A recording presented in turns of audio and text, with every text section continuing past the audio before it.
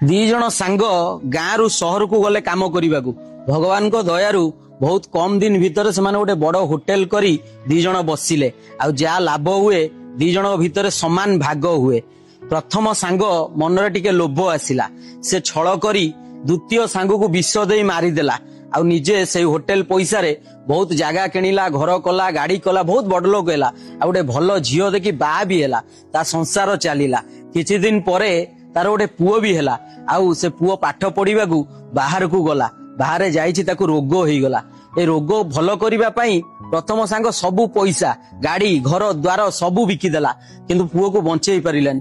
पुओ मला बेले कहला कहला बापा मते चिन्ही पारुछ मु किए से प्रथम सांग कहला हाँ तू बा मो पुओ पुओ कहला ना मु तमर सेई सांग मु आइछि तोठू मो भाग नबा पई।